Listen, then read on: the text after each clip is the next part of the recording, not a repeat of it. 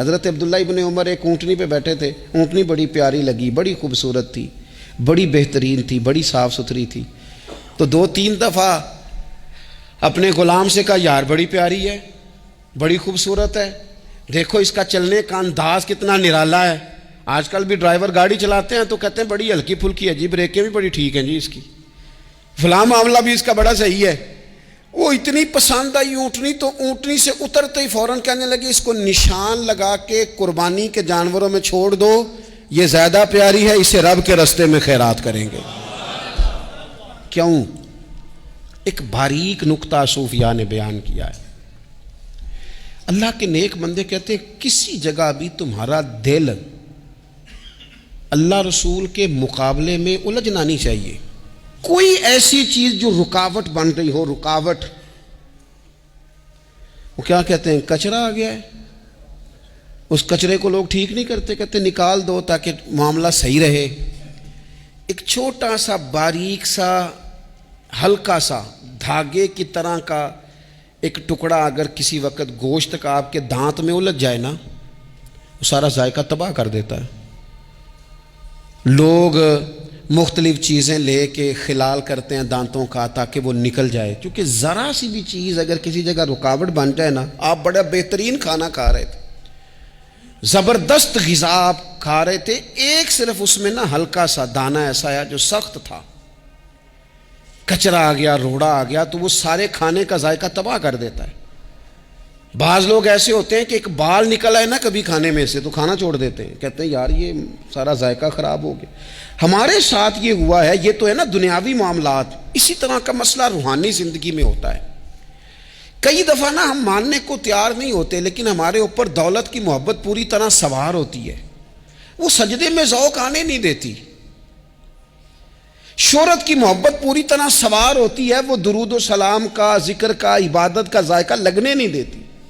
وہ جو کہا تھا نا والذین آمنوا اشد حبا للہ، ایمان والے سب سے بڑھ کر اللہ سے پیار کرتے ہیں، سب سے بڑھ کر رسول اللہ صلی اللہ علیہ وسلم سے محبت کرتے ہیں۔ کیوں کہا گیا تھا؟ اس لیے کہ ان محبتوں کے مقابلے میں ذرا بھی کوئی اور محبت آتی ہے، روحانی ذائقہ خراب کر دیتی ہے، ہمارا دل نہیں لگتا، ہم بور ہوتے ہیں، ہم پریشان ہوتے ہیں۔ مسئلہ یہ ہے کہ جس دل میں صرف رب رسول کو ہونا چاہیے تھا، وہاں شہرت آ گئی ہے، شہرت کی محبت آ گئی ہے، دکھاوا آ گیا ہے، مال آ گیا ہے، کئی قسم کے ہم نے بت معاذ اللہ اکٹھے کر لیے، اور پھر وہ ساری کیف مستی آئے۔ یہ کیسے ہو سکتا ہے؟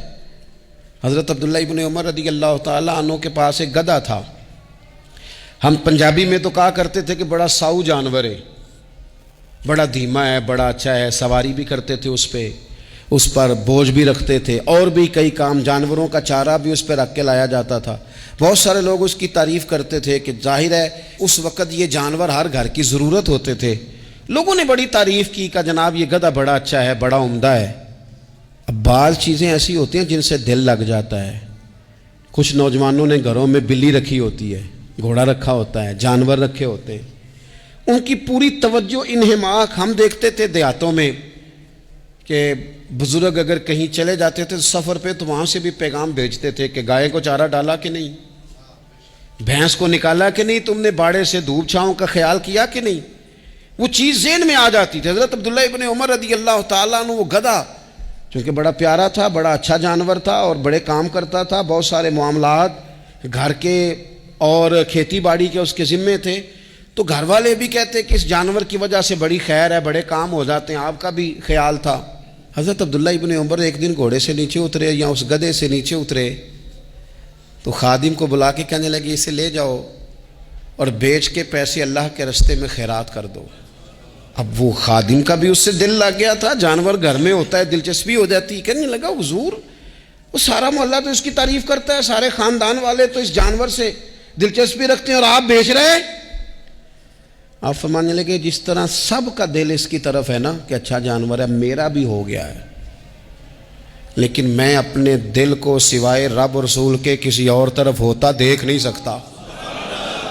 اعظم بلا سے اپنی وہ ہستی ہی کیوں نہ ہو، اعظم بلا سے اپنی وہ ہستی ہی کیوں نہ ہو، جو چیز اس کی راہ میں حائل ہو پھونک دو، جلا دو ایسی ساری چیزیں جو ان کے راستے میں آتی ہیں۔